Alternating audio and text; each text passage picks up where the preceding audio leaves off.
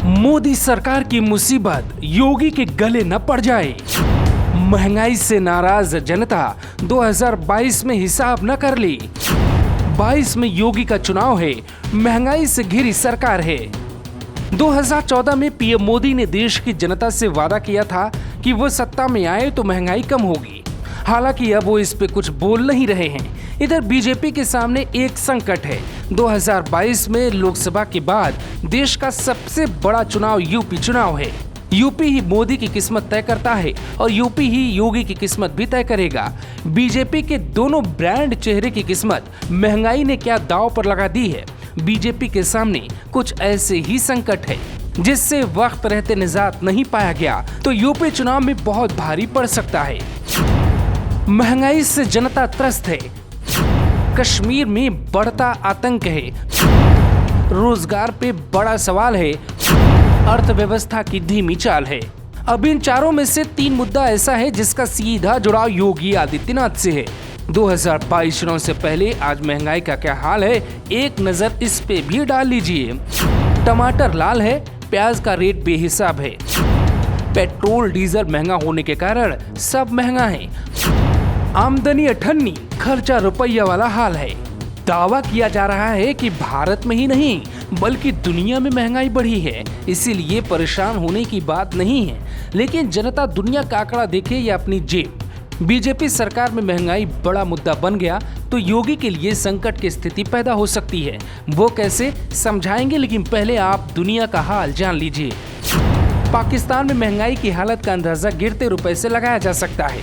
वहां $1 की कीमत तकरीबन 172 रुपए है, जबकि भारत में 75 रुपए है। ब्रिटेन में 2018 के बाद से सबसे ज्यादा महंगाई है। जनता वहां भी परेशान है।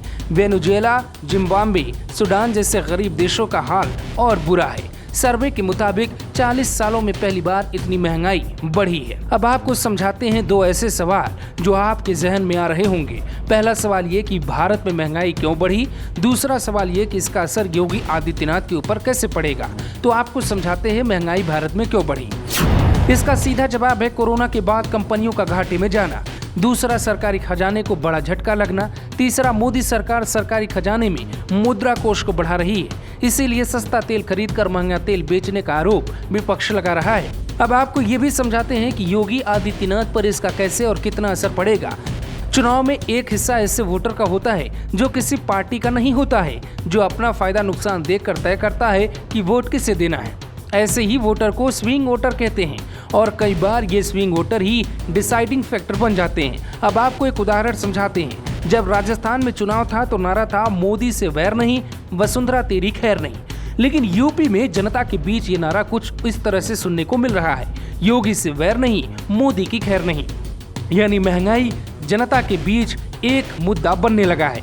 कोरोना से व्यापारी वर्ग परेशान थे, अब महंगाई से बेहाल है और ये बीजेपी के बेस वोटर माने जाते हैं। बीजेपी का बेस वोटर गांव में है जो योगी को वोट कर सकता है, लेकिन वो भी महंगाई से परेशान है। ये बात योगी आदित्यनाथ को भी पता है, इसीलिए वो चुनाव से पहले अब्बाजान वाली सियासत को लेकर आए। अब 3 ऐसे शब्द हैं जो जनता के बीच सुनाई देंगे, अब्बाजान, चचा जान और भाईजान।